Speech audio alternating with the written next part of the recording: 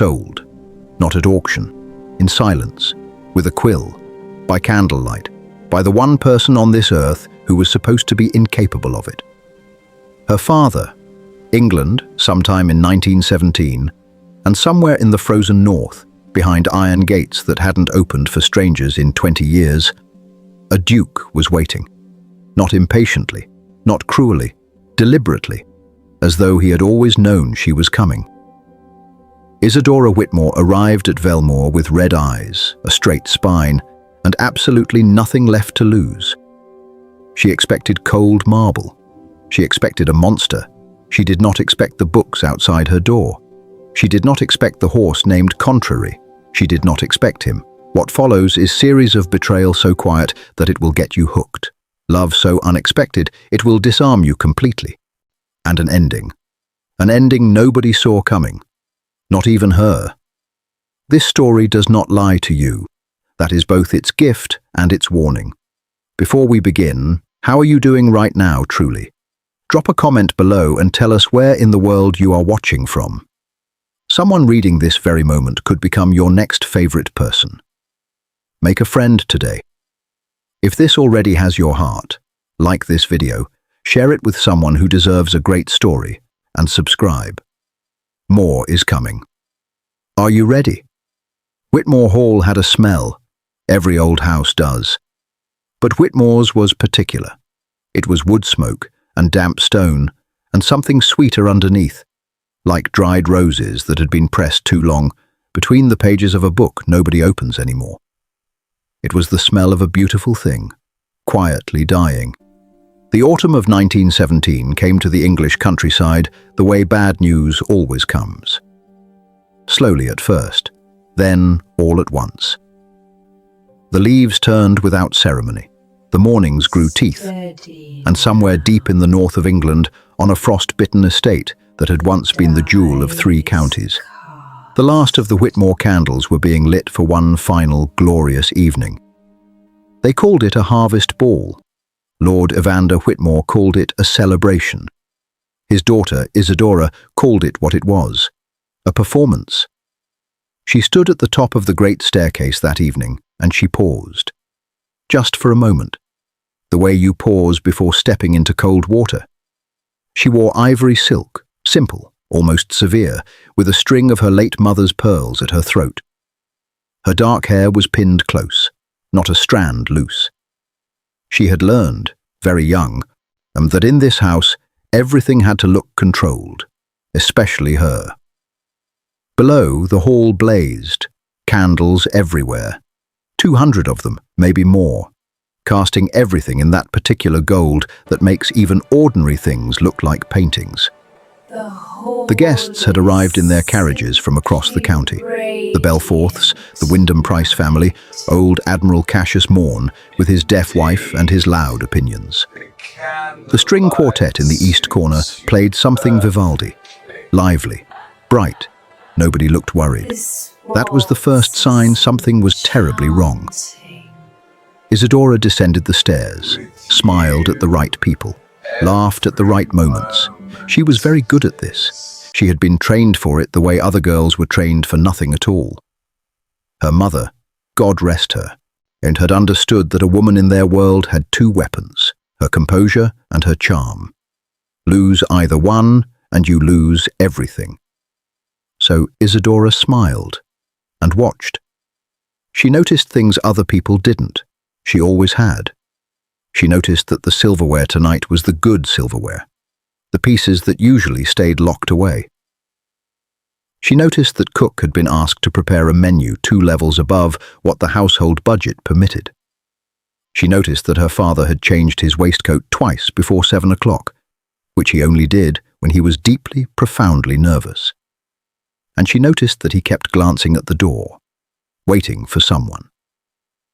Peregrine arrived at 8:30, and for a moment, just a moment, all of Isadora's quiet calculations dissolved. He came in from the cold, dark and windswept, his coat still carrying the chill of the moors on it. He was not the tallest man in the room, not the wealthiest, certainly not. He was lean and angular, and had the kind of face that took a little time to understand. But once you did, you couldn't stop looking at it. He had cartographer's hands, long-fingered, ink-stained at the knuckle. He found her across the room in under 3 seconds. He always found her. That was the thing about Peregrine Voss. He moved through the world with quiet purpose. He didn't perform. He didn't posture. In a room full of men competing to be noticed, he was the only one who seemed entirely unbothered by the contest. Isadora thought, watching him cross the floor toward her, "This is a man I could trust with absolutely everything." She was right about the everything. She was catastrophically wrong about the trust. They danced twice. The first dance was public, perfectly appropriate, the kind of dance that gives nothing away to watching eyes. His hand at her waist, her hand at his shoulder, the correct 6 inches of respectable distance between them. They talked about nothing of consequence, the weather turning, a book she'd recommended him last month, whether old Admiral Morn's moustache had grown larger since Easter. She laughed, genuinely. He watched her laugh like a man memorizing something. The second dance was different. By then, the evening had deepened. The wine had done its generous work on the older guests. The Admiral had fallen half asleep in his chair. The quartet had moved to something slower, a waltz, unhurried and low, and Peregrine had simply extended his hand without a word, and Isadora had taken it without one either. They danced closer this time, not scandalously, but honestly. "You look frightened tonight," he said quietly. Not an accusation, a noticing. She kept her smile exactly in place. "I look nothing of the sort." "You look frightened," he said again, softer, "and you're performing so well that only someone who knows you would see it." She said nothing for a moment. The music turned. "My father is nervous about something," she said finally, very quietly. "I don't know what it is yet." Peregrine was silent for just a breath too long. She didn't notice. She would replay that silence for years. At 10:30, Lord Evander Whitmore slipped away from his own party. Isadora saw him go, and she excused herself from a conversation about somebody's rose garden and followed him, not immediately, not obviously, down the corridor that led to his private study. The one with the heavy oak door that swelled in autumn and required 2 hands and determination to open properly. It was already closed, but sound carries in old houses. She stood in the corridor, entirely still. The music a faint breath from the hall behind her. The candle in the wall sconce throwing everything into amber and shadow. And she listened. 2 voices inside. Her father's, low, quick, placating. The voice he used when he was afraid. The second voice she did not recognize. It was measured, deliberate. The voice of someone who has never once in his life needed to raise it to be obeyed. Deep and unhurried, the way a verdict is delivered, and the way something final sounds. She caught fragments. "The full sum, Whitmore, not a partial settlement. Before the new year, or the terms change. The girl is the arrangement, not a suggestion." She stopped breathing. The girl. The corridor felt suddenly very narrow.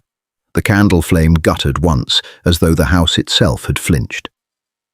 Isadora Whitmore stood in the amber dark, 22 years old, ivory silk, her mother's pearls, and the slow, terrible, clarifying understanding, arriving not like a thunderclap, but like cold water rising, that her father had not lit 200 candles tonight to celebrate anything.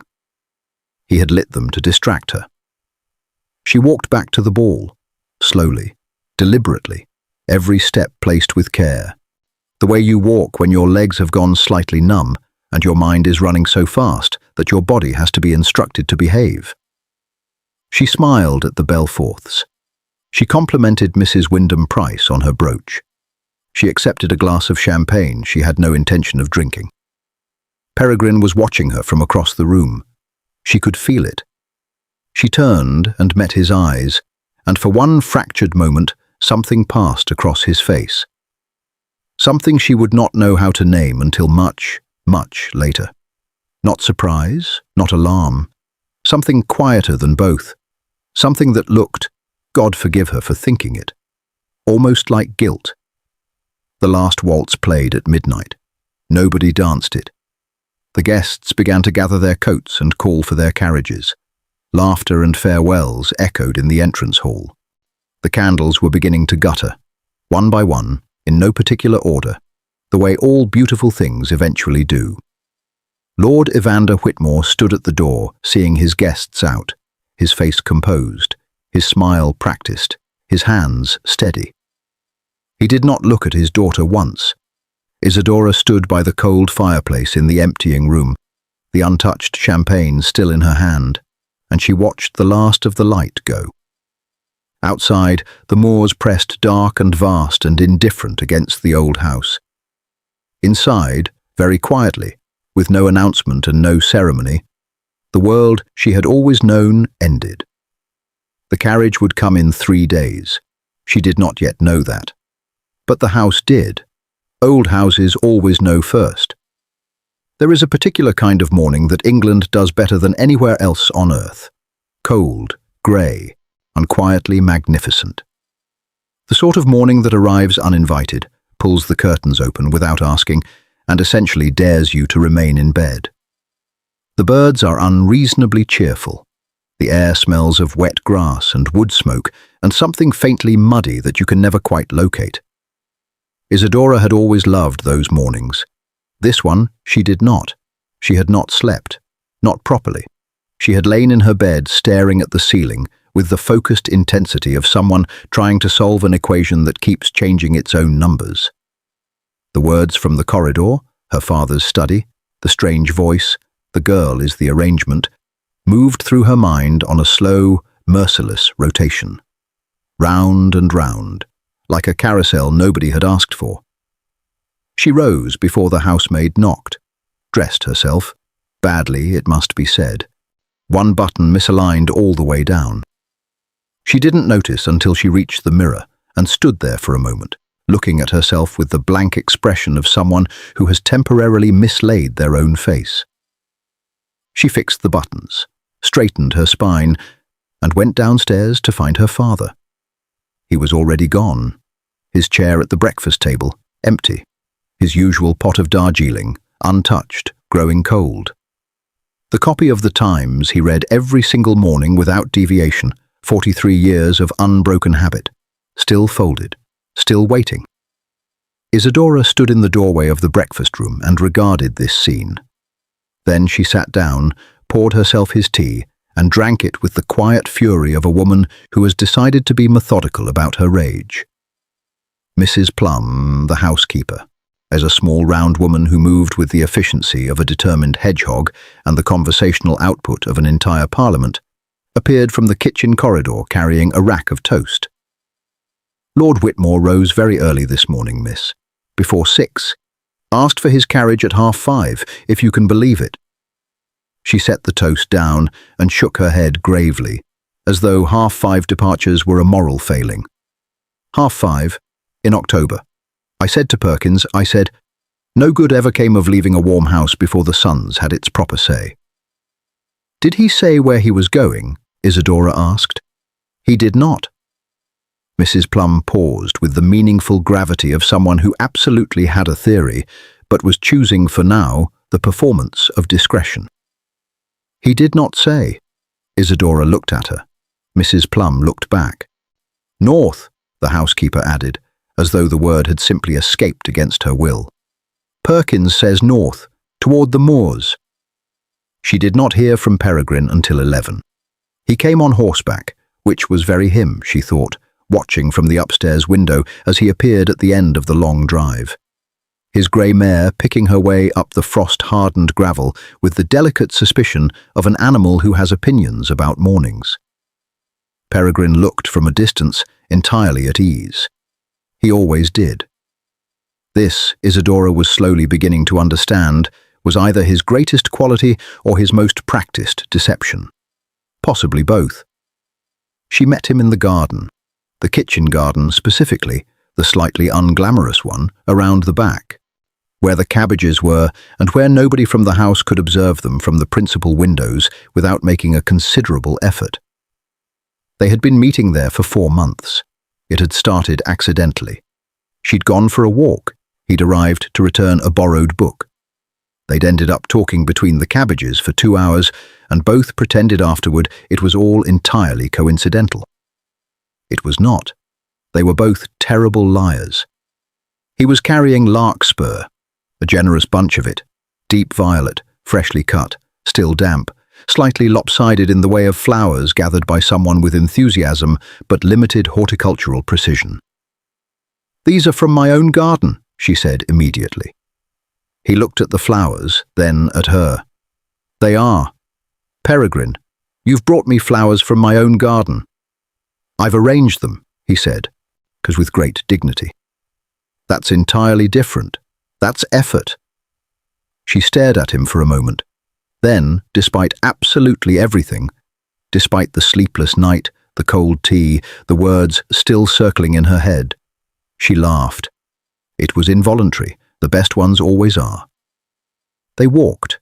The garden folded into the lower field, which sloped gently down toward the old stone wall at the property's edge, beyond which the moors began their vast, grey, magnificent indifference to human affairs. They walked slowly, the way people walk when what they're doing isn't really walking, when the walking is just the scaffolding for something else entirely. He asked about the ball. She told him it had gone well. He said he'd enjoyed their dances. She said she had too. All of this was true. None of it was what either of them was actually saying. It was, in the precise British tradition, a conversation constructed almost entirely of the things left out. "You disappeared," he said eventually, "for about 20 minutes, after the second dance. I went to find some air. Inside the house, it was a particular sort of stuffiness." He glanced at her. She kept her gaze forward, on the middle distance, on the place where the field met the wall and the moors rose behind it, brown and endless, and honestly rather beautiful, if you were in the right sort of mood for them. "Isadora." She looked at him then. His face was... She searched it, the way she had learned to search it, looking past the easy calm to the thing underneath. There was something there this morning, something careful, said a man choosing his words with the precision of someone navigating a floor they know to be slightly unstable. "Is everything quite all right?" he asked. "At the house, with your father?" And this was the moment. She felt it. That particular fork in a conversation. The place where you can go one way and say the real thing, or go the other and let the moment pass and cover everything back over with small talk and English weather. "I'm not sure," she said. "Honestly. Something's not right. I don't know what it is yet." He was quiet for a moment. The moors exhaled a cold breath across the wall. "I'm sure it'll resolve itself," he said. She almost believed him. He was, it turned out, an extraordinarily good liar. She simply hadn't known it yet. They sat on the low stone wall for a while, which was cold and deeply impractical and entirely worth it. He told her about his latest commission, a cartography project, a resurveying of several old trade routes through the northern counties. He described it with the particular animation he reserved only for maps and for her, which she had noted privately and filed away in the place where she kept things she wasn't ready to examine properly yet. She listened, asked questions, the real kind, not the polite kind. He had a way of talking about the landscape, about distances and elevations and the way a river moved through a valley, that made her feel as though geography itself was a form of tenderness, as though paying that much attention to the shape of the earth was its own kind of devotion. "Do you ever draw people?" she asked once. He had looked at her sideways, on in that way of his, and said, "Only one." She'd said, "Don't be ridiculous," and looked away so he couldn't see that she was smiling. Today he pulled a folded paper from his coat pocket, set it on the wall between them. She unfolded it. It was a map. A small, precise, beautifully rendered map of the Whitmore estate and its surrounding countryside. Every field labelled, every path marked. The old stone wall they were currently sitting on, drawn in with a single, confident line. and in the lower left corner, where cartographers place their dedications, for IW, who knows every path but her own. PV. Isadora looked at it for a long time. "It's a map," she said finally. "Observant. Of my own land. Cartographically accurate. Peregrine." "Yes?" She looked up, and he was watching her with that expression, the one she had no proper name for, open and guarded all at once, like a window with the shutters half drawn. "Thank you," she said, quietly, meaning it entirely. He nodded once, looked away toward the moors. The grey mare, tethered to the garden gate 50 yards back, made her feelings about the morning known with a loud, theatrical snort. They both looked at the horse. "Magnificent animal," said Peregrine. "She's being dramatic." "She is cold and she has opinions," he said. "I respect that." She kept the map. She kept the larkspur too, pressed them that evening between the pages of her copy of Middlemarch, at the chapter where everything begins to go irreversibly wrong, which was, in retrospect, either a coincidence or a premonition. She sat at her writing desk as the evening came down and the fire settled into itself, and the house grew quiet, and she looked at Peregrine's inscription again. "Who knows every path but her own?" She traced the words with one finger. Outside, somewhere on the moor, a curlew called, long and low and lonesome. The kind of sound that doesn't frighten you exactly. The kind that just reminds you that the night is large, that the world extends far beyond the lit circle of the lamp on your desk, that there are things out there, moving in the dark, that you haven't seen yet. Her father returned at 7. She heard the carriage on the drive, the particular crunch and settling of it, and positioned herself in the sitting room with a book and the wholly unconvincing performance of a woman who has simply been reading quietly all afternoon and has no particular feelings about anything. Lord Evander came in, coat still on, cheeks wind-scoured. He stopped when he saw her. Something crossed his face. It was not guilt, precisely. English aristocrats of a certain generation are largely immune to guilt. It's bred out early, around the same time as emotional directness and affordable tailoring. It was something more like calculation, the rapid, invisible arithmetic of a man working out what has been seen and what has been heard, and what therefore needs to now be managed. "Good evening, Isadora." "Father," she smiled, and set the book down. "You were out early." "Business?" "A beat." "In the north?" Mrs. Plum mentioned. Another beat. He moved to the drinks cabinet with the casual urgency of a man who very much needs a whiskey, but would prefer you not notice the need. "The ball went well last night," he said, his back to her. "It did. People seemed to enjoy themselves." They seemed to. He turned, glass in hand, regarding her with the expression of a man who has kept secrets for 20 years and knows in his marrow that this particular one has a shelf life of approximately 4 more days. "You look tired," he said. "I didn't sleep well." "Early night tonight, perhaps?" "Perhaps." She held his gaze. He looked away first. That night she lay in the dark again. The larkspur was pressed. The map was folded inside her Bible. And somewhere between the quiet creak of the old house settling and the distant, desolate call of the moor birds, Isadora Whitmore began to understand that the bouquet Peregrine had placed in her hands that morning was the most beautiful thing he had ever given her. And that something about it, something she couldn't name yet, something that lived in the careful way he'd asked about her father, in the half-breath before his reassurance, in the one moment his eyes had said something slightly different from his mouth, felt without any evidence she could hold up to the light, like a farewell. She told herself she was imagining it. She was not. There are things you know before you know them. The body understands first. Always. Before the mind has assembled its evidence, before reason has lined up its arguments in a tidy, sensible row. The chest tightens. The stomach drops half an inch. Something in the blood goes very quiet. Isadora had been carrying that feeling for 3 days. She simply hadn't yet opened the drawer that explained it. It was a Thursday. Thursdays at Whitmore Hall had a particular rhythm. Lord Evander rode out to the tenant farms in the morning. Mrs. Plum did her weekly inventory of the linen cupboards, an exercise she approached with the solemnity of a military inspection and the thoroughness of a woman who had once found a family of mice living in a pillowcase and had never spiritually recovered. The housemaids beat the rugs. Perkins the coachman oiled things in the stables that may or may not have needed oiling, but which gave him somewhere purposeful to be. The house, in other words, emptied itself out, which was precisely why Isadora chose Thursday. She was not, she told herself, snooping. Snooping implied guilt. What she was doing was investigating, purposefully, with legitimate cause. The distinction was important to her, even if nobody else was present to appreciate it.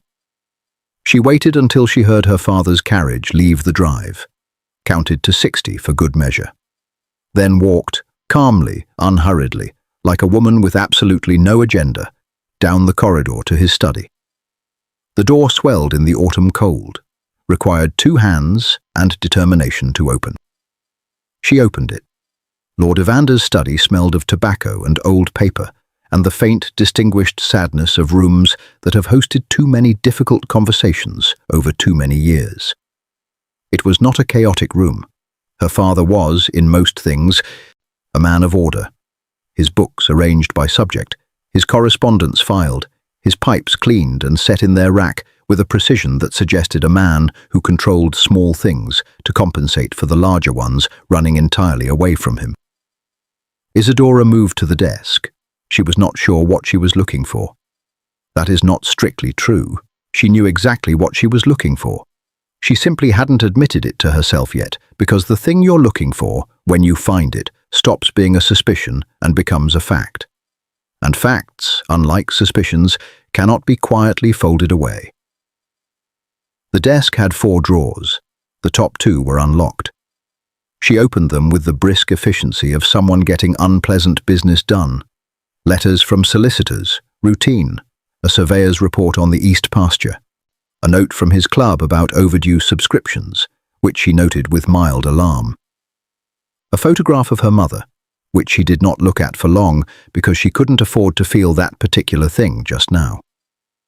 The 3rd drawer was also unlocked. The 4th was not. Of course it wasn't. She stood there a moment, looking at the locked drawer, and experienced the specific frustration of a woman in a British drawing room drama who has come entirely this far. She tried the paper knife. She tried a hairpin, which she had seen done in a novel and which worked considerably less elegantly in practice. She tried, in a moment of pure, dignified desperation, simply pulling it very firmly as though the lock might respond to conviction. It did not respond to conviction.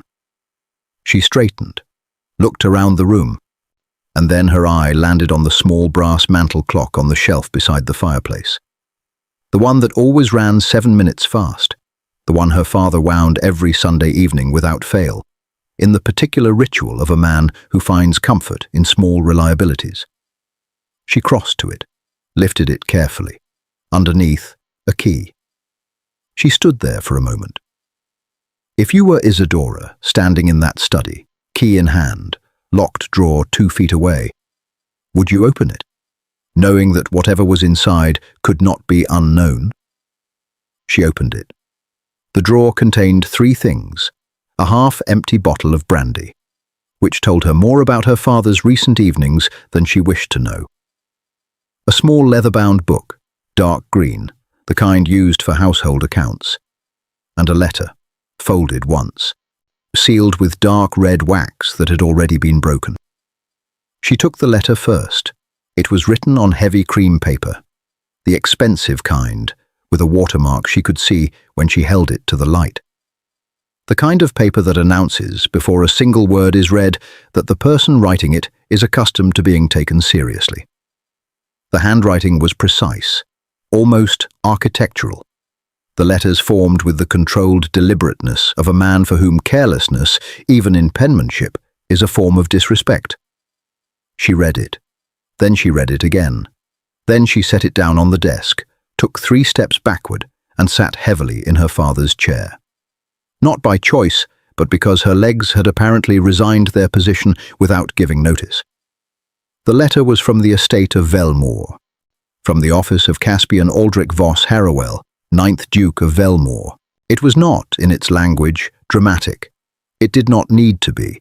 It was far more frightening than dramatic. It was the kind of letter that destroys lives with the same courteous efficiency that other men use to confirm luncheon appointments. It outlined, in 3 precise paragraphs, the full extent of Lord Evander Whitmore's debt to the Velmoor estate. £62,000, £62,000. Accumulated over 11 years of private arrangement, extended credit, deferred settlements, and what the letter referred to, with magnificent understatement, as a series of optimistic financial assumptions that have not, regrettably, been borne out. The second paragraph detailed the terms of settlement now required. Full payment before the 1st of January. Failing that, and here the letter's language shifted, and almost imperceptibly, from businesslike to final. The arrangement previously discussed between Lord Whitmore and the Duke's representatives shall be considered binding and operative, effective from the date of signing. The arrangement previously discussed. Isadora picked up the accounts ledger, opened it, found near the back, in her father's handwriting, 3 words that had been written and then crossed out and then written again, as though he had changed his mind about recording them and then decided the record was its own punishment. Isadora, in settlement. She sat in that chair for quite some time. The fire in the grate had burned down to embers. The mantel clock, the one that ran 7 minutes fast, ticked with absolute indifference to the scale of what had just happened. Tick, tick, tick. 11 years, she thought. He had been building this for 11 years. She had been... what?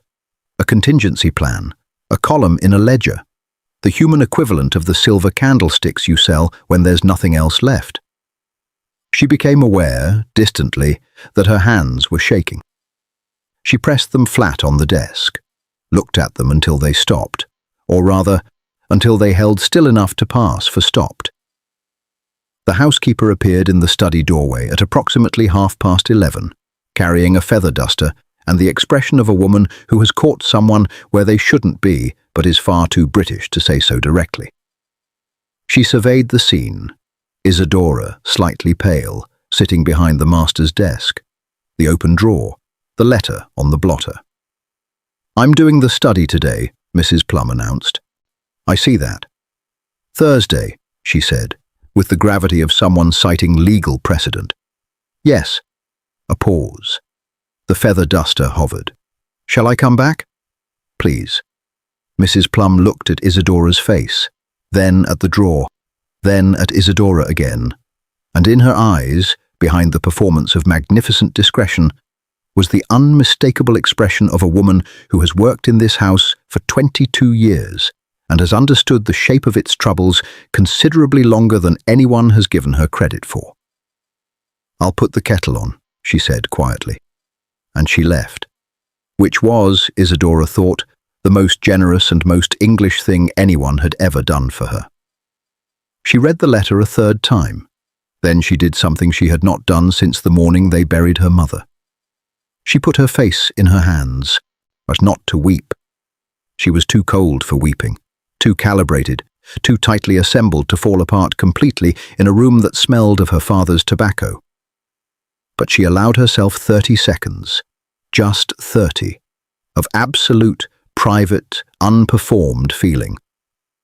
Then she lifted her head, folded the letter back along its original crease, precisely so he would not know, replaced it in the drawer, the ledger on top, the brandy to the left, locked it, replaced the key beneath the clock, looked around the study once more, everything exactly as she had found it.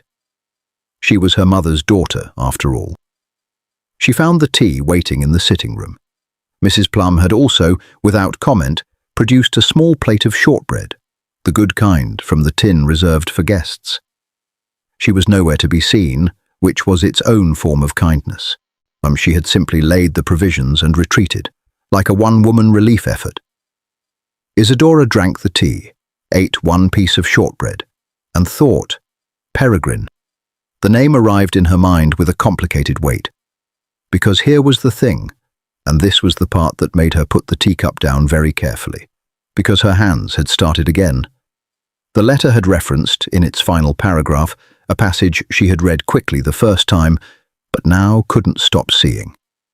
The terms of the arrangement were brought to the Duke's attention by a party familiar with both the Whitmore estate and the Duke's interests. The Duke considers the arrangement equitable.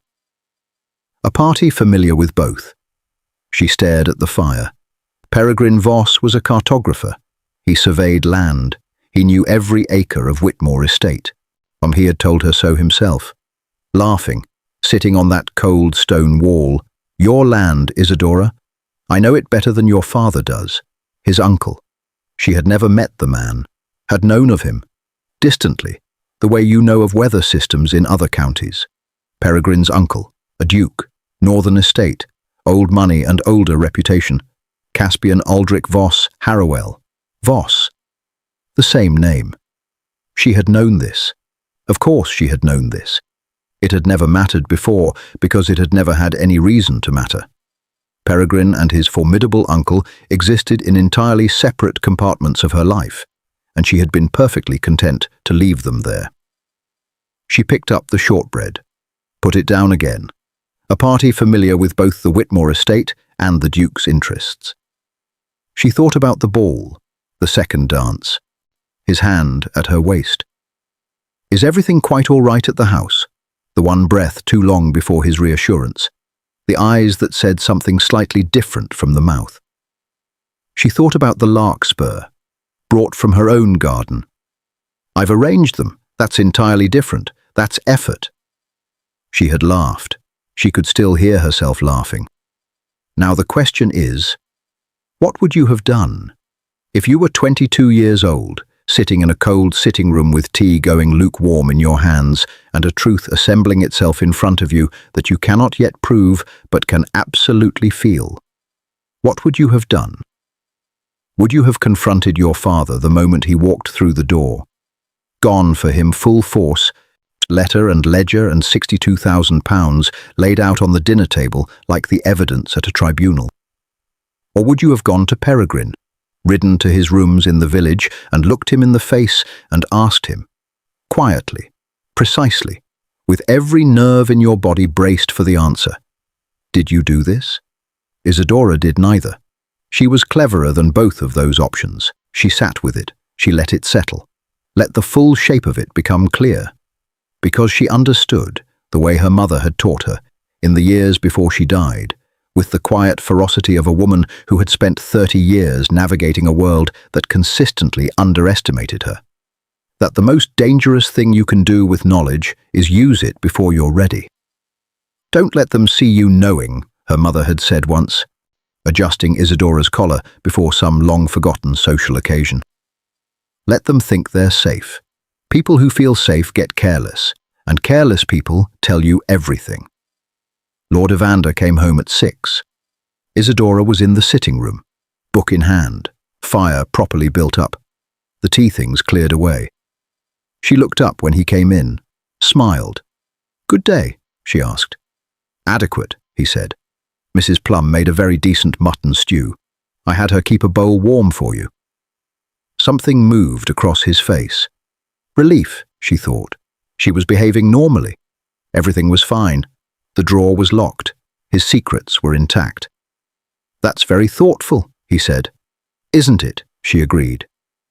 He went through to change for supper. Isadora looked back at her book. She had not read a single word of it in 2 hours, but she had the expression of a woman who had. That night, in the dark of her room, she opened her copy of Middlemarch. The larkspur was still pressed inside, deep violet, paper dry now, fragile in the way of all beautiful things once the life has gone out of them. She closed the book.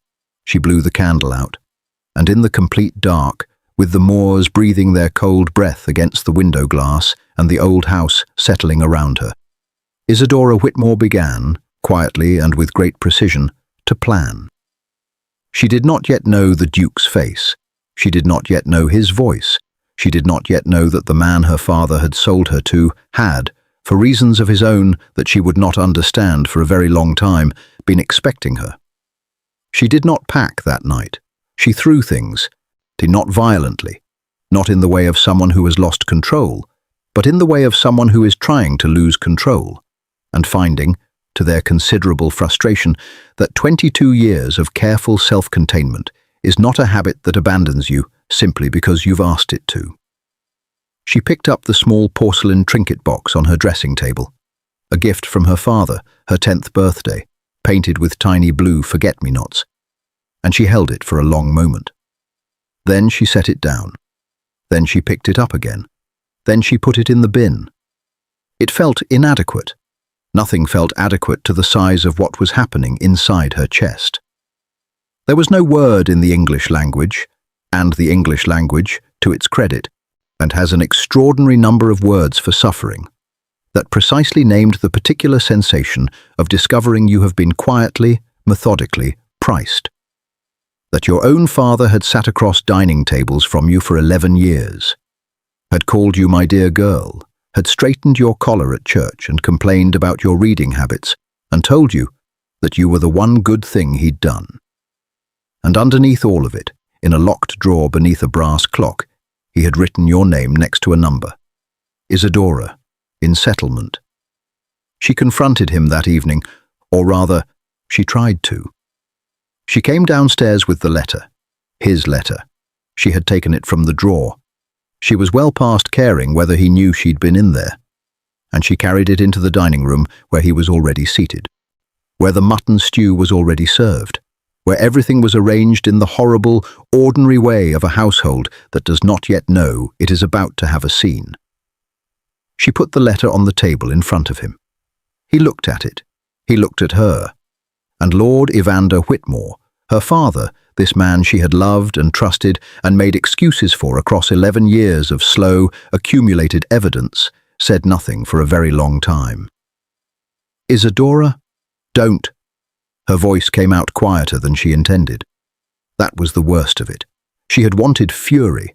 She had rehearsed fury, walking down the stairs, each step a sentence. She had prepared a speech of such precise devastation that it would have stripped paint. What came out instead was quiet, the quiet of something broken so cleanly it hasn't started hurting yet. £62,000, she said. He closed his eyes. 11 years. The estate, don't. The word again, sharper this time. Don't tell me about the estate. Don't tell me about the debt. I have read every word of that letter, Father, 3 times. I understand the arithmetic perfectly. She pulled out the chair across from him and sat down because her legs had decided they were done standing, and she refused to let them buckle. What I cannot understand, what I need you to explain to me clearly, like I am a person and not a column in a ledger, is when you decided that I was an asset. He opened his mouth. When, she said. Specifically, because I have been trying to identify the moment and I cannot find it. Was it before Mother died? Was it after? Was I 12? Was I 15? At what point, precisely, and did it occur to you that if everything else failed, there was always Isadora? Her voice cracked on her own name. She hated that. She pressed her hands flat on the table. You were at the ball, she said, 3 nights ago. You stood at that door and shook hands and laughed, and you watched me dance, and you already knew, you had already signed it. Lord Evander looked, in that moment, every year of his age, and several he hadn't yet earned. He was not a wicked man. That was the truly terrible thing. He was not a monster. He was something worse. An ordinary, weak, frightened man who had made one catastrophic decision and then spent 11 years building a structure of smaller decisions around it to avoid facing the first one. I had no choice, he said. 4 words. She looked at him for a long moment. You had me, she said. And you chose the estate instead. She stood up, left the stew untouched, left the letter on the table, and walked upstairs. She did not sleep. She sat on the edge of her bed in the dark, and she cried, properly, finally, with the full and ugly dedication of someone who has been holding it at arm's length for 3 days and can no longer manage the distance. It was not graceful. There was nothing cinematic about it. It was the red-faced, gasping, entirely undignified grief of a young woman whose world had come apart and who was, at this precise moment, entirely alone in it. She cried for her mother, who was not here, who should have been here, who would have known what to do, or at least known how to hold her while she worked it out. She cried for Peregrine. That one was different. That one was sharper. Because Peregrine she had chosen. Her father's failure was inherited. She had grown up under it, had always sensed its shadow without naming it. But Peregrine she had walked toward with open eyes and an open heart, and she had given him things, quiet things, private things, the kind you only ever give once, and he had taken them and smiled and sketched her name into the margins of his maps, and all the while, a party familiar with both the Whitmore estate and the Duke's interests. She put her face in the pillow, screamed once, shortly, into it, felt marginally better. She did not pack that night. She packed the next morning, badly, tearfully, furiously. She knocked an entire shelf of books onto the floor and left them there for 20 minutes before picking them up, because she needed the floor to look like how she felt. She tried to fold a dress and couldn't manage the sleeves and gave up and stuffed it in the trunk in a state that would have mortified her on any other day. Mrs. Plum appeared at the doorway, took one look at the chaos, and came in without a word to help. They packed in silence, not uncomfortable silence. The other kind, the kind between two people who understand each other well enough that words would only diminish things. At one point, Isadora sat down on the trunk lid and simply stopped. Just stopped, staring at the wall. "I don't want to go," she said. It came out small, younger than she was. Mrs. Plum, folding a winter coat with the precise care of someone handling something sacred, said, "I know, miss. He sold me." A pause, just a breath. "I know," Mrs. Plum said again. "My own father." The housekeeper set the coat down, crossed to where Isadora sat, and did something she had not done since Isadora was 7 years old and had fallen from the garden wall and come in bleeding from both knees. She put her arms around her, said nothing, just held on. The carriage came Saturday morning, and when Isadora saw it, standing at the door in her winter coat with her trunks behind her, she felt something she had not entirely anticipated. Terror, real terror. The specific, cold, particular terror of a threshold you can't come back from. That carriage was not transport. It was a border crossing. Everything on this side, her room, her books, the kitchen garden, the cold stone wall, the moors she had known since childhood, all of it would stay here. She would not. Her father appeared at the top of the stairs. He had come down in the end. She gave him that. He looked at her, at the trunks, at the carriage visible through the open door. He opened his mouth to say something. She saw him search for it, whatever it was, the sentence that might serve as bridge or absolution, or at least punctuation. He didn't find it. "Isadora," he said, just her name. She looked at him for a long moment. Her father, his tired face, his 62,000 pounds of failure. "Don't write to me," she said, and she walked out. She did not look back at the house. She had decided that the night before, and she kept the decision with both hands as she crossed the gravel, and the driver, silent, efficient, opened the carriage door. She got in. The door closed. And then, only then, as in the privacy of the velvet dark, she let the tears come again. Silently, this time. Running straight down, off her jaw, onto her collar. No gasping, no sound, just loss, moving through her in the only way it knows how. Outside, England rolled past the window, beautiful and cold and entirely indifferent to the girl inside the black carriage. The moors opened, wide and brown and without mercy. She pressed her hand flat against the cold glass, and she thought, I will not be broken by this. Not a declaration. Not yet. It was too raw for declarations. Just a small, quiet, furious intention. The first brick of whatever she was going to build next. Now, truly, what would you have done? If you were Isadora, 22 years old, everything you trusted, gone, the carriage moving north, or the house behind you. Would you have kept your composure? Or would you have told the driver to stop, gotten out, and walked back through the moor in the cold and the dark, just to feel like you had chosen something? She thought about it. For quite a long time, she thought about it. The carriage did not stop, but it was a near thing. The light was gone entirely by the time Velmoor appeared. She saw the gates first, then the drive, then the house, vast and pale-stoned and lit from inside against the dark, amber light in the windows, pressing out into the October night like the house was breathing. She had expected cold, expected ruin. The fires were lit. She didn't know what to do with that. The carriage stopped. The door opened. She stepped down onto the gravel, eyes red, spine straight, or the two things not contradicting each other as much as you might think. And she looked up at the house, at the top of the stone steps in the open doorway. A figure, still, watching. She had been crying 20 minutes ago. Her eyes were probably still showing it. She did not look away. She was done pretending. She walked forward. She had not arrived as herself. She had arrived as a debt, a document, an arrangement. But she was breathing, she was upright, and the man at the top of those stairs, watching her cross the gravel with red eyes and a straight spine and absolutely nothing left to lose, had the sudden, unsettling sense that he had not purchased a settlement at all. He had opened his gates to a reckoning.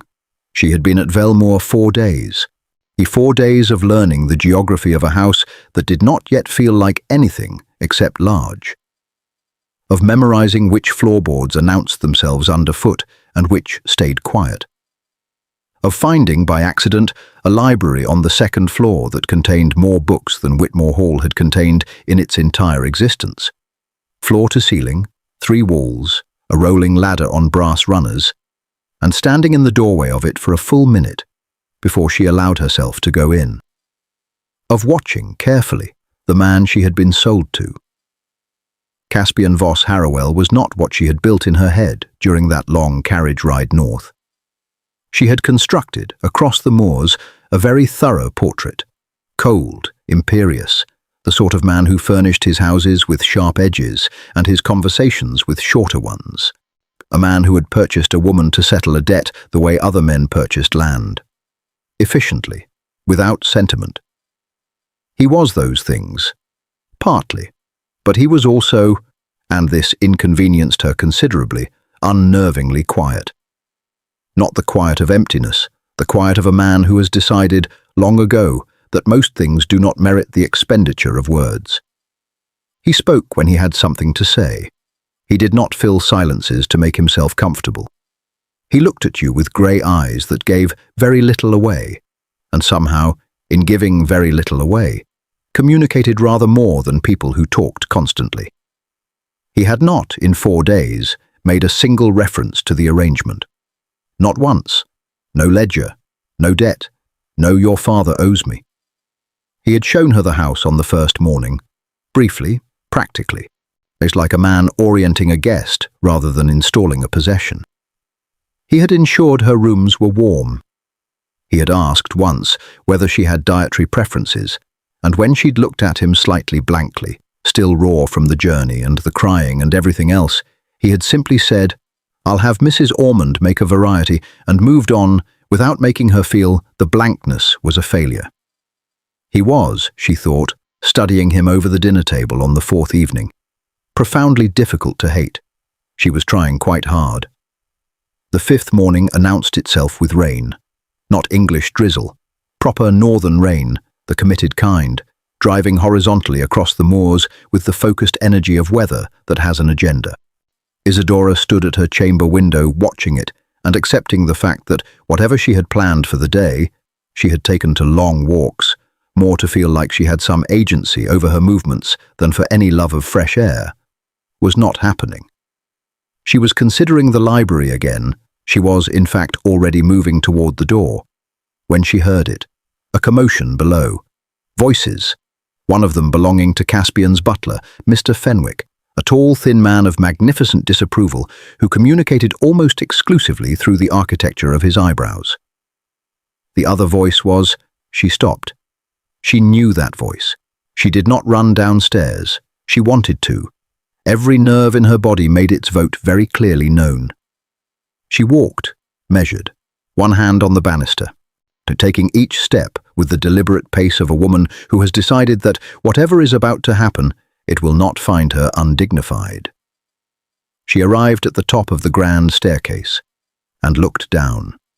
Peregrine Voss stood in the entrance hall of Velmoor Manor, and he looked absolutely dreadful.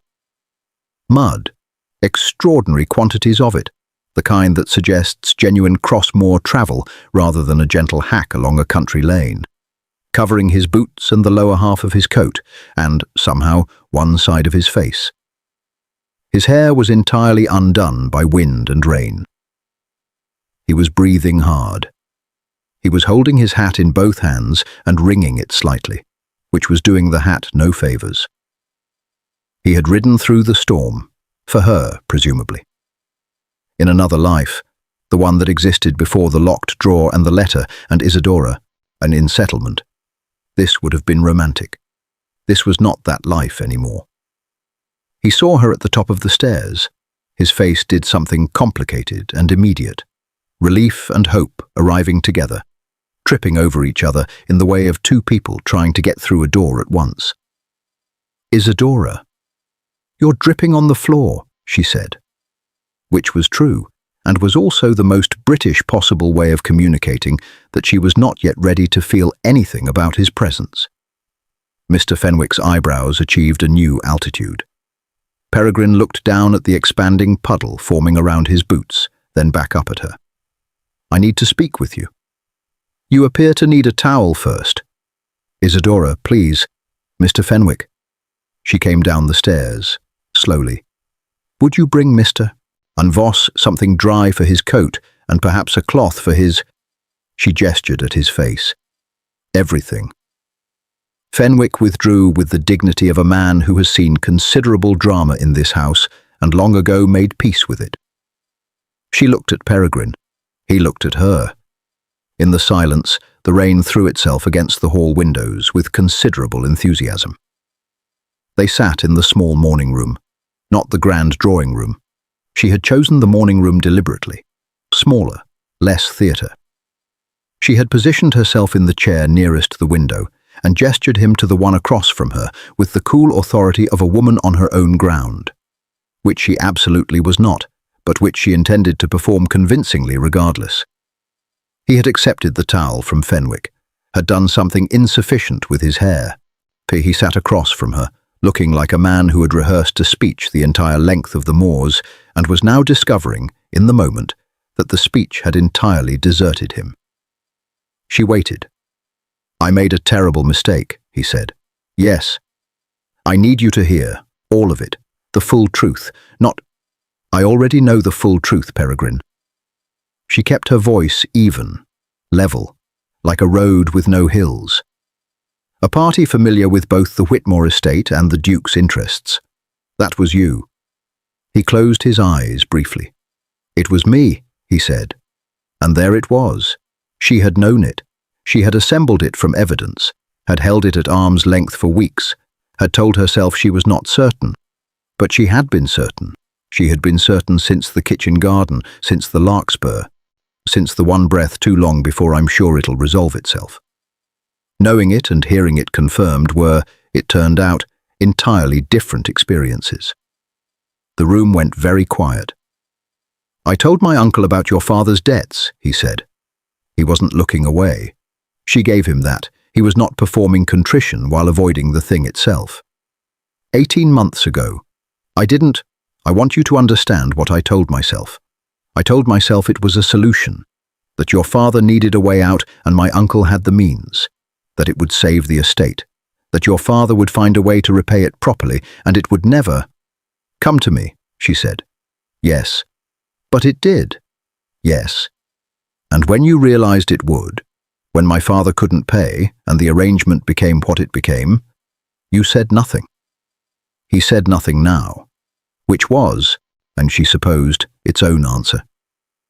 You came to the ball, she said. You danced with me. You brought me flowers from my own garden. Her voice almost went then. She caught it. And you asked me if everything was all right, and I told you.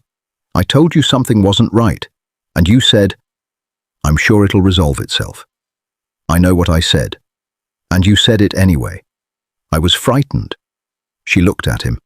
At this man she had pressed larkspur for, had kept maps of, had laughed with between the cabbages on cold mornings. This man with his ink-stained hands and his quiet purpose who had turned out to be— What? Not a villain. Villains were simpler. He was something more ordinary and therefore worse. He was someone who loved her and betrayed her, and couldn't find the courage to choose between the two until it was too late for the choice to matter. I love you, he said. I know that means very little right now, but it is completely true, and I know you do, she said. He blinked. I believe you love me, she continued. I don't think you're lying about that. I think you loved me and were afraid, and made a decision that served your fear, and then made another one on top. War arrives the way debt does. Quietly at first, then everywhere. You don't notice the exact moment it enters your life.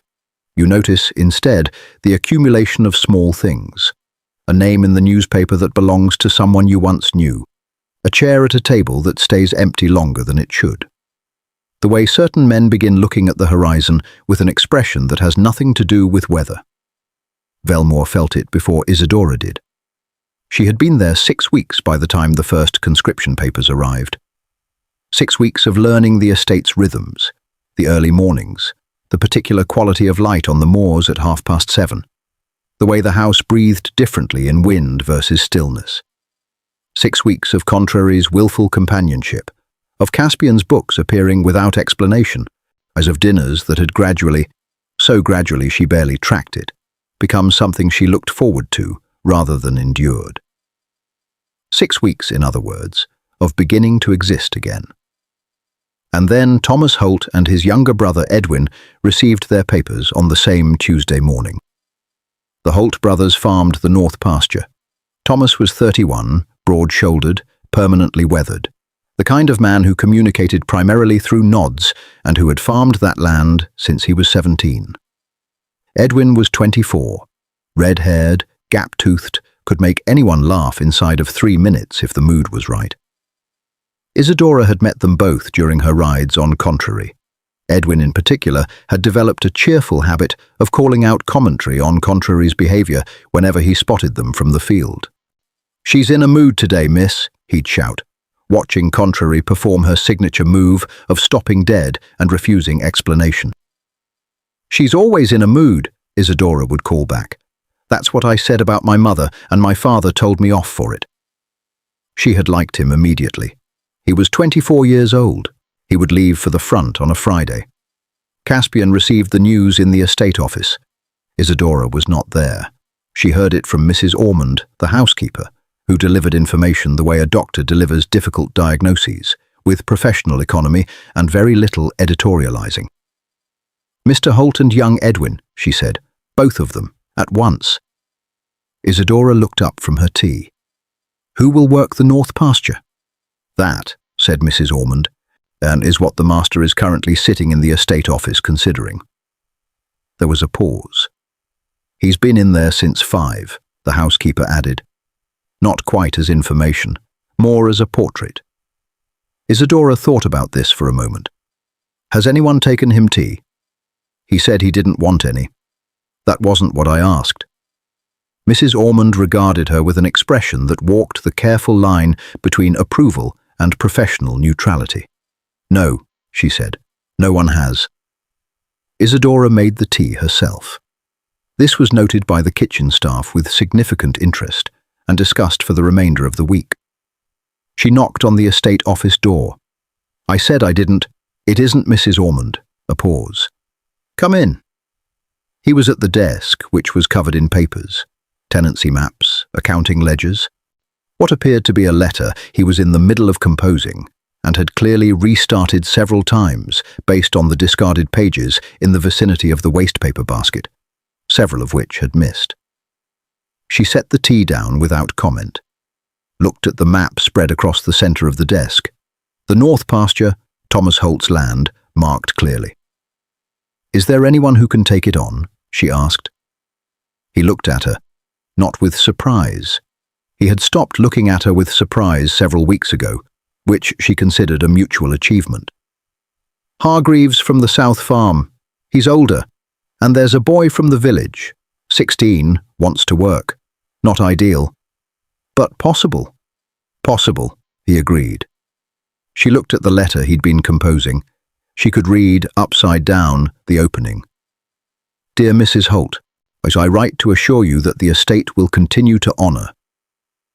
He had crossed it out 3 times, started again 3 times. She didn't say anything about that either. She left him to it.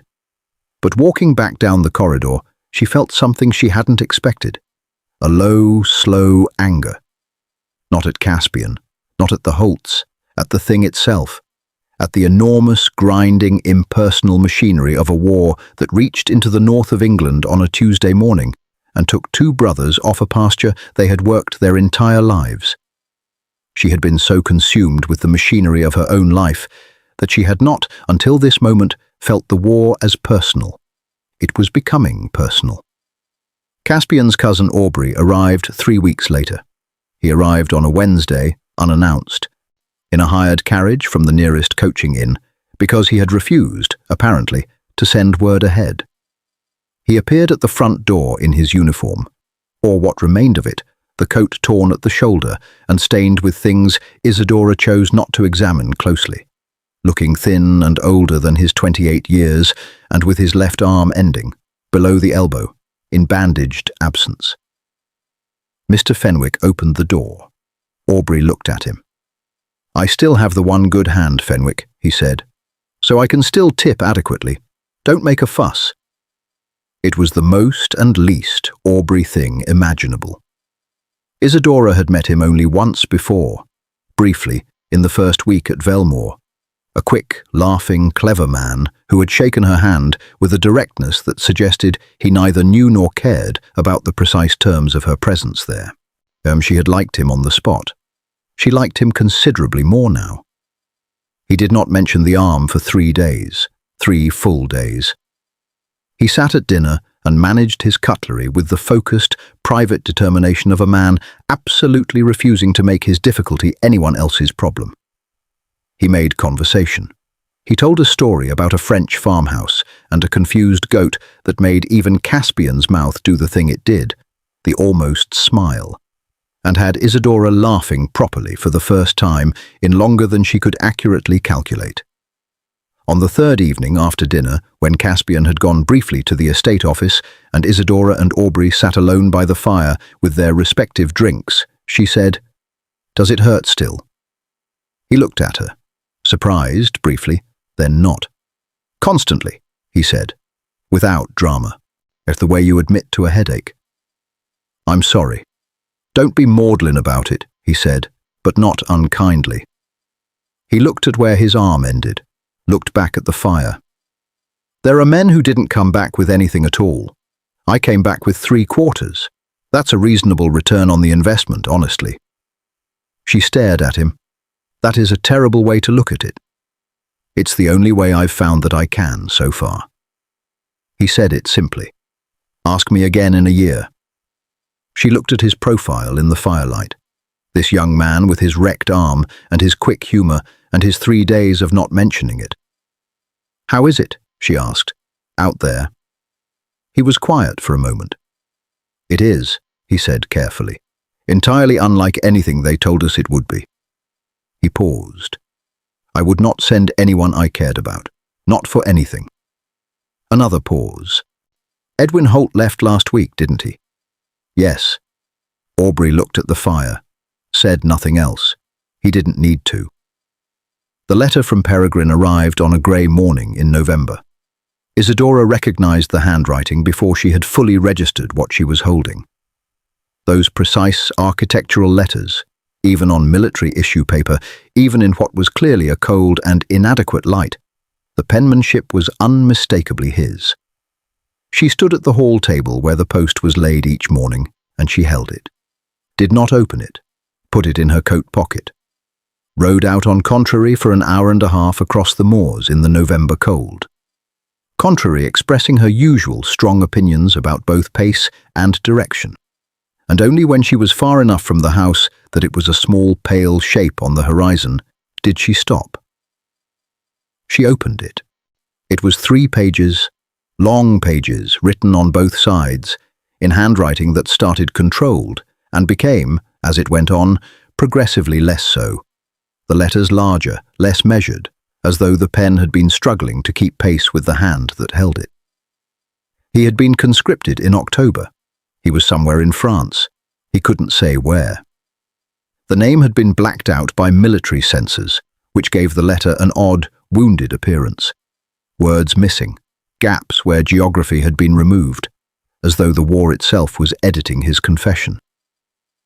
He wrote about the arrangement, all of it, the full sequence, how he had told his uncle about Whitmore's debts during a visit to Velmoor the previous autumn. How it had begun as what he genuinely believed was a solution. How it had become, without a clear moment he could identify, on something he was complicit in without ever having fully chosen. I told myself I was helping, he wrote. I have spent a considerable number of hours in this place, and there is a great deal of time for thinking here, understanding that I was not helping. I was afraid of my uncle, who is not a man who receives refusals warmly, afraid of what choosing you openly would cost me. I am not proud of that.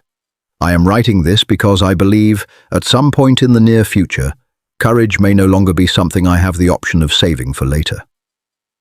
She stopped at that line. Read it again. The moors stretched in every direction around her, brown and enormous and silent, except for the wind and Contrary's placid breathing. He wrote about the kitchen garden, about the cold stone wall, about the map he'd made her. I have another copy, he wrote. I kept one. I'm not sure why I'm admitting that. About the larkspur, about every morning he had ridden to Whitmore Hall, telling himself that day he would say the true thing, and every morning finding another reason to say a simpler one instead. The last page was different in quality, the handwriting small, tight, as though conserving paper or privacy or both. I do not expect forgiveness. I am not certain I deserve it, and I'm not sure forgiveness is the right shape for what I'm asking. I think what I'm asking is simpler than that.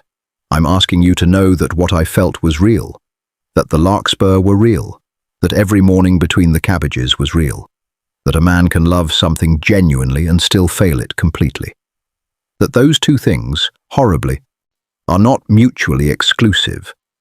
I loved you, Isadora. I love you still. I am sorry that those words arrive in this order. The love before the apology before it means anything. I am sorry that I was not braver sooner. I hope Velmoor is treating you well. I hope you have found something there worth keeping. I hope Contrary is being impossible. P. She sat on the horse for a very long time. The wind moved through the bracken around her in long, patient waves. Contrary, uncharacteristically, did not move, did not snort, did not express opinions.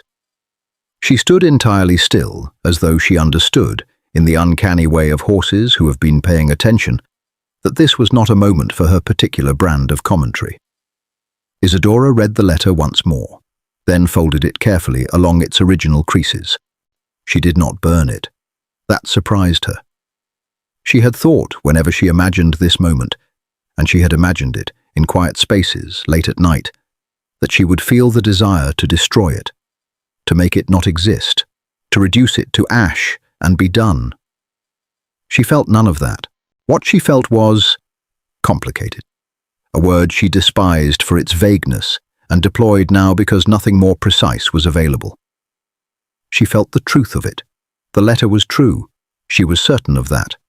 Peregrine was many things, but he was not a dishonest man, which was its own particular irony. She felt the grief of it, the waste of it. This man who had loved her and been afraid and made the wrong choice, and was now sitting in a trench in France with the censor's pen removing his location and writing her letters in inadequate light. She felt, unexpectedly, and this unsettled her most of all, something very close to tenderness. Not romantic, not the old tenderness, the larkspur kind. Something sadder and more adult than that. The tenderness you feel for a person you have loved and lost and understood too late. She put the letter inside her coat, pressed her hand briefly over it, clicked her tongue at Contrary. Contrary walked 3 steps in entirely the wrong direction. "Contrary," she said. The horse reconsidered. She told no one about the letter, not Mrs. Ormond, not Aubrey, who would have had several extremely well-constructed things to say about it. Not. She passed Caspian on the stairs that evening. He looked at her, that grey-eyed, level, giving nothing away look, and for a moment she thought he was going to ask. He didn't ask. He said, "Mrs. Ormond is making that soup you like." She stared at him. "The leek one," he added. She stood on the staircase and looked at this man who had not asked about the letter she was visibly, palpably carrying, who had instead informed her of soup. And she felt the full, disorienting force of being known without being interrogated. "Thank you," she said. He moved past her on the stairs. "Caspian." He turned. She had the letter inside her coat. Peregrine's words pressed against her ribs. She looked at him for a moment. "Nothing," she said. "Just thank you for the soup information." Something in his face, not quite the smile, never quite the smile, but its immediate neighbour. "It really is a very good soup," he said, and went downstairs. She ate 2 bowls. It was, indeed, excellent soup. She thought about Peregrine in France with his blacked-out coordinates and his confession and his careful handwriting coming apart at the edges. She thought about Edwin Holt, 24 years old, red-haired and gap-toothed, somewhere on the same continent. She thought about Aubrey, to 3 days of not mentioning an arm. She thought about the war, the real, physical, mud-soaked fact of it, pressing up against all of their lives like weather that had stopped being a metaphor and become something you dressed for. She thought about Caspian saying it really is a very good soup and meaning, in the precise and private language he had developed for the 2 of them, something considerably larger. That night she took the letter out again, read the last paragraph once more. "I hope you have found something there worth keeping." She looked at the ceiling of her room at Velmoor. The fire settled. The moors were dark and wide outside. She thought about that question, the real one underneath his words. Had she? And the answer that came back, quiet, unsolicited, entirely against her original intentions, was more honest than she was ready for. Winter came to Velmoor like a final argument, decisive, unignorable. The kind of cold that doesn't ask permission. It simply arrives and rearranges everything around itself. The moors turned white and then grey, and then a particular shade of nothing that was somehow more beautiful than either. The oaks along the drive stood bare and black against the sky like ink strokes on pale paper. The iron gates grew frost that caught the morning light and held it briefly, brilliantly, before the day warmed enough to let it go. Isadora had been at Velmoor 4 months. She had stopped counting the days somewhere around the 3rd month. She wasn't sure exactly when. She only noticed the absence of counting after the fact. The way you notice a noise has stopped rather than when it stops. It meant something, that absence. She wasn't ready to say what. The engagement dinner happened by accident, which was, in retrospect, entirely fitting for 2 people who had arrived at everything between them sideways. It was a Tuesday. Aubrey had gone back to his mother's house in Yorkshire the previous week, departing with 1 arm, 3 new books Caspian had pressed on him without ceremony, and a handshake from Isadora that he'd held slightly longer than usual and said nothing about, which meant everything. The house had resumed its particular quiet. Dinner was the two of them, as it had been for weeks. In the smaller dining room they had both gravitated toward without discussing it, because the large one felt, for two people, like eating in a cathedral. Mrs. Ormond had made pheasant. The fire was large and the wine was decent, and outside the winter dark pressed against the windows with its usual impersonal persistence. They had been talking, properly talking, the kind that had become, somewhere in the accumulation of evenings, entirely natural. About Aubrey, about his arm, about the particular courage of a man who makes jokes at his own expense. Not because he finds it funny, but because he refuses to let pain have the loudest voice in the room. "He's remarkable," Isadora said. "He always was," Caspian said. "The war didn't make him that. It just—" He paused, removed the parts that weren't essential. She looked at him. "That's a very precise way of putting it." He would hate a less precise one. She smiled. He watched her smile. And then he said, not as an announcement, not as a speech, but as a quiet and apparently involuntary extension of the conversation already happening.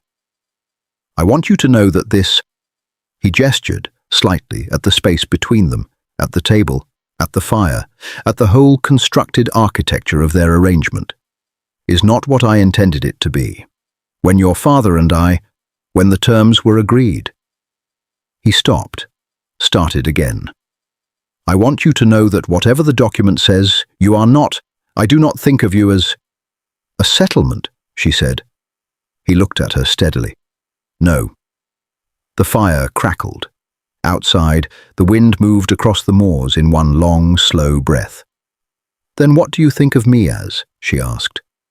And Caspian Voss-Harrowell, the 9th Duke of Velmoor, as the man with the grey eyes and the architectural handwriting and the habit of leaving books outside doors without explanation, looked at her for a long moment and said, with the careful precision of a man who does not spend words he hasn't earned, "The most interesting person I've been in a room with in a very long time. It was not, 'I love you.' It wasn't supposed to be. It was something better. It was true in the way that matters, not performed, not constructed, not placed strategically for effect.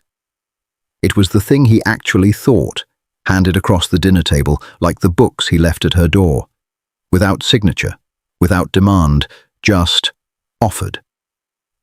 She looked at him for a long moment. "You have extraordinarily low standards for interesting," she said, the almost smile. "On the contrary," he said, "don't make horse jokes."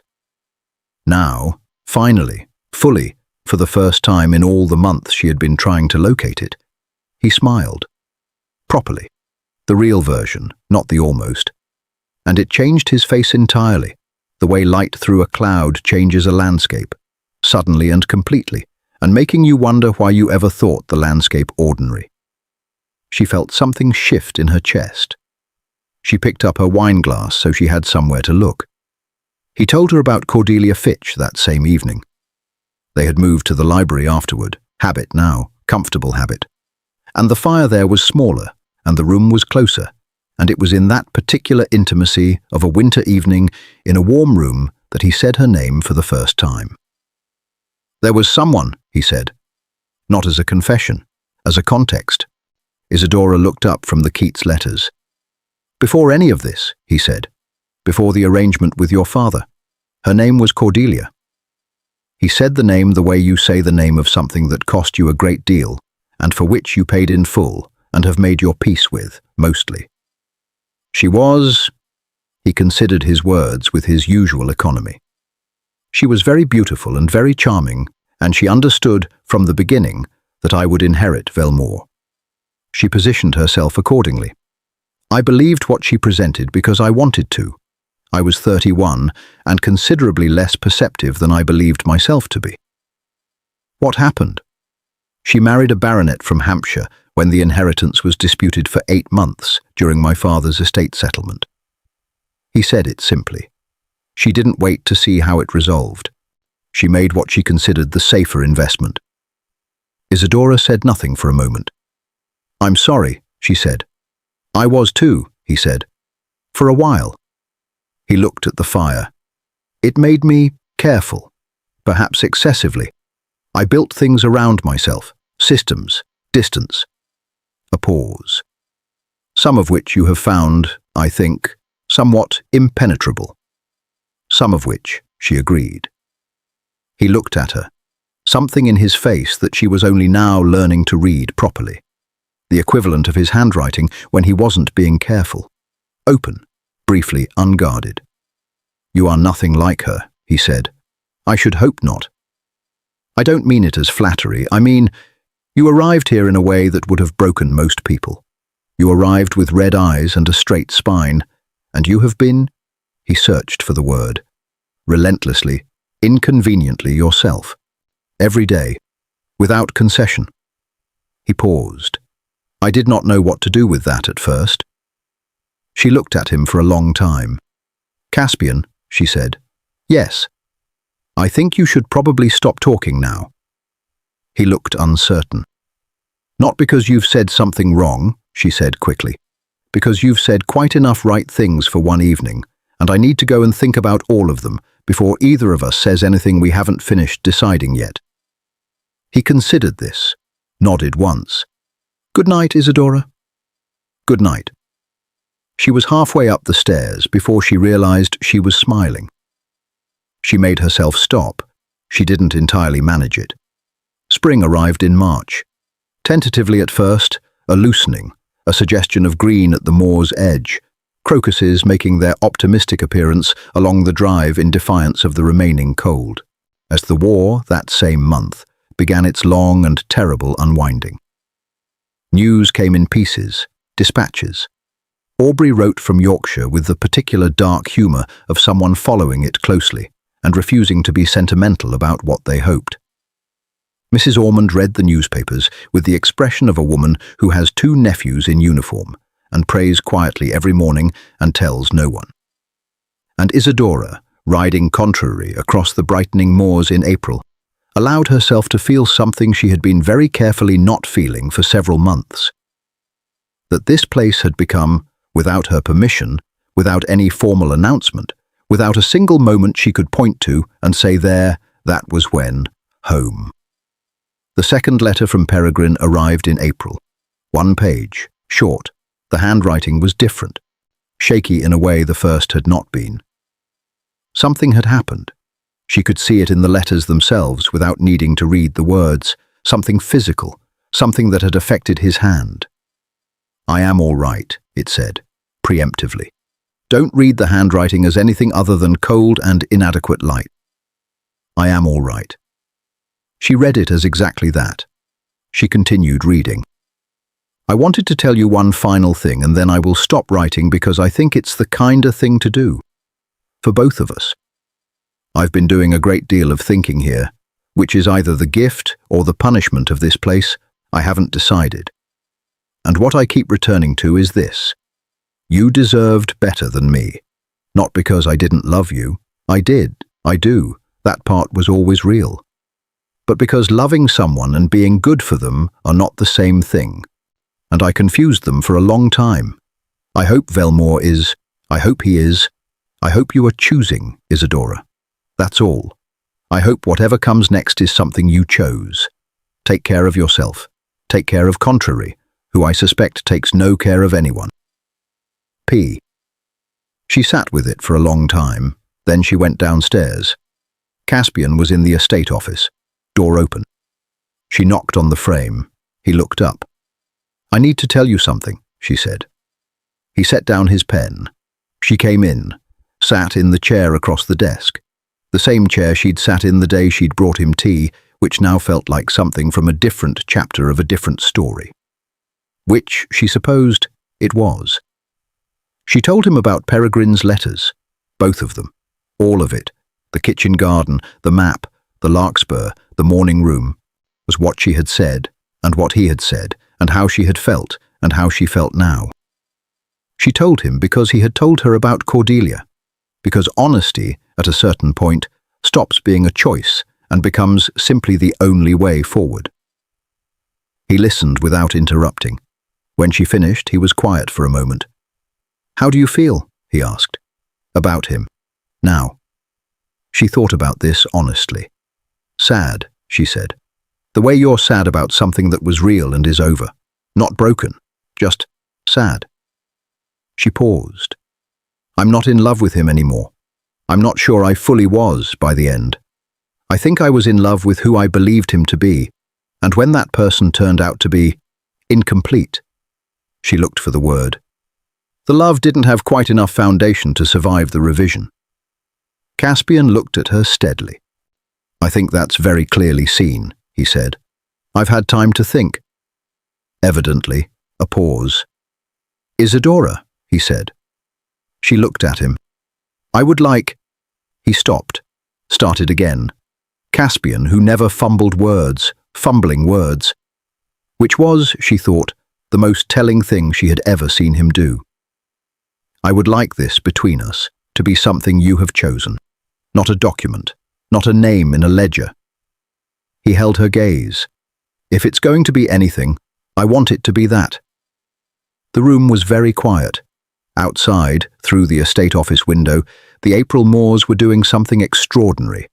Lit from behind by late afternoon sun, that particular gold that turns everything briefly luminous. She looked at Caspian Voss-Harrowell, at his grey eyes, his careful face, his books outside doors, his "it really is a very good soup," his 11 years more caution than she had, his Cordelia, his tenant farmer's conscription papers, his almost smile that had become, somewhere in the winter, simply his smile. "Yes," she said, "simple as that, not a surrender, a choice. But here is the thing about stories, the thing nobody tells you when they're handing you the happy ending. Look closer." The letter came on a Wednesday, from the War Office, addressed to Caspian, on official paper with official language that did the thing official language always does, wrapped the worst possible news in the most careful possible words, as though precision might soften it. Isadora was in the library when he read it. She heard nothing. That was what she remembered afterward. The silence, the complete structural silence of a house in which something has happened. And she came out of the library. He was in the hall, standing still, letter in hand. He looked up when he heard her on the stairs, and she knew, before he said it, before he found the words. She knew the way the body always knows, the chest, the blood, the sudden cold. "Aubrey," he said. One word. Aubrey Voss-Harrowell had died on the 14th of April, 1918, somewhere in France. The location, as with Peregrine's letters, had been removed. The war to the last kept its geography private. He had survived the Somme, had survived losing his arm, had survived the thing that took it and the months of recovery and the 3 days of not mentioning it. He had not survived April. He was 28 years old. He had told a story about a French farmhouse and a confused goat and made a duke almost smile across a dinner table and shaken Isadora's hand and held it slightly longer than usual. He had said, "I came back with 3/4. That's a reasonable return on the investment." Caspian did not speak for most of that day. Isadora did not try to make him. She simply stayed, nearby, available. The way he had stayed for her all those months ago, in a morning room in October when she had sent away the man she once loved and sat alone with the wreckage.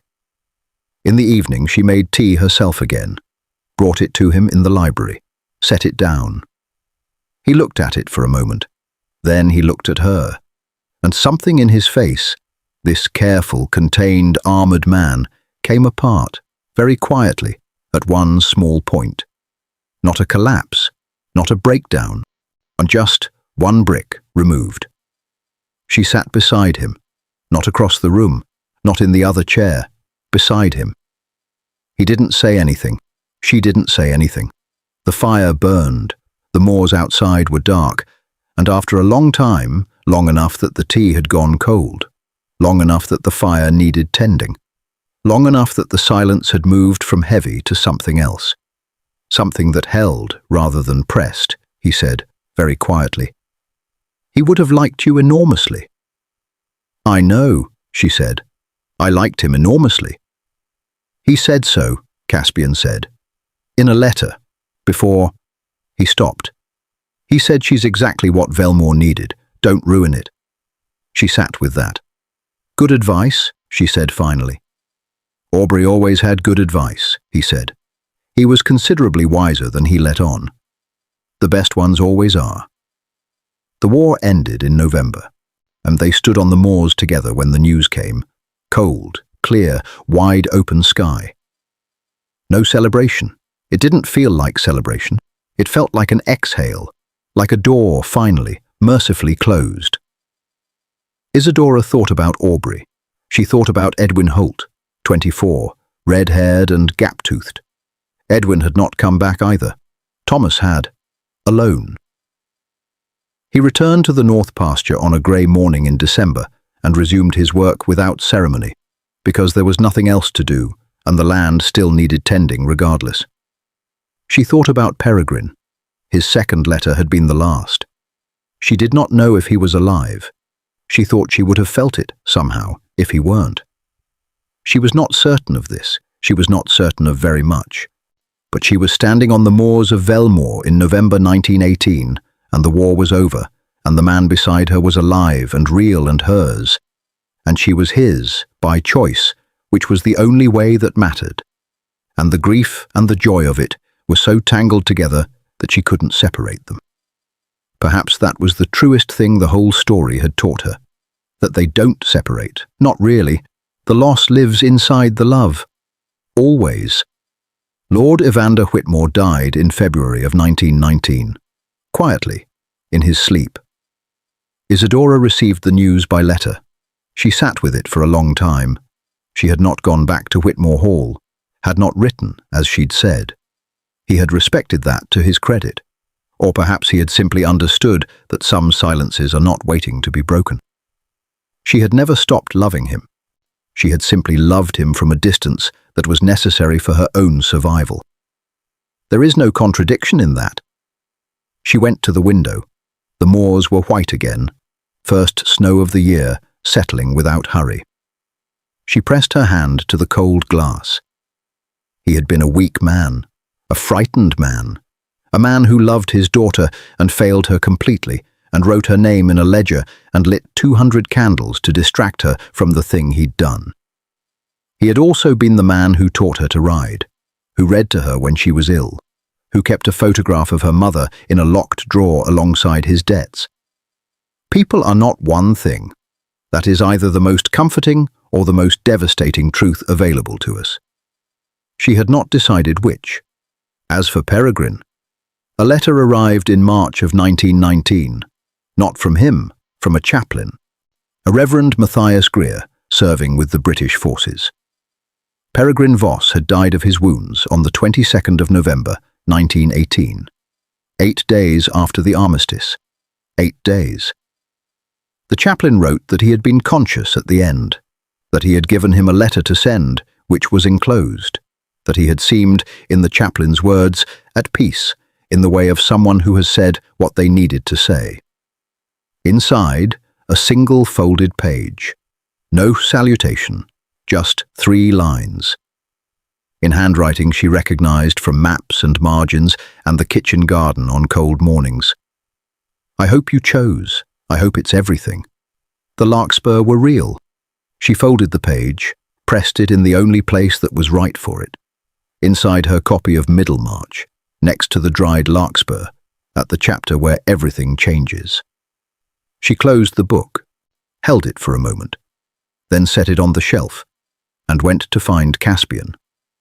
Some prices are paid in gold, some in souls, and some, the ones that cost the most, the ones that remake you entirely, are paid in the people you loved along the way, the ones who were real, even when everything else wasn't. That is where we leave her, not at a wedding, not at a triumphant arrival, at a bookshelf, in a house that became a home, with grief in one hand and love in the other, the way all true stories end. So, how are you feeling right now? Because if this story has done its work, you shouldn't be entirely comfortable. You shouldn't be neatly satisfied. You should be sitting with something, some feeling that doesn't have a clean name yet, somewhere between loss and warmth and the strange and bittersweet ache of a story that told you the truth instead of the version you hoped for. What would you have done in Isadora's place when Peregrine's final letter arrived? Would you have been able to let him go, truly, completely, before you knew whether he was coming back? And was Caspian always the right choice, or did he simply arrive at the right time? Leave your answer below. Genuinely, we want to know what you think. This comment section is for the readers who feel things deeply, and that is clearly you. If this story moved you, if any part, any line, any moment made you stop and feel something real, please like this video. Share it with someone who loves amazing stories. And if you are not yet subscribed to this channel, do it now, because this is the kind of storytelling we do here, and there is considerably more where this came from. Thank you for staying until the end.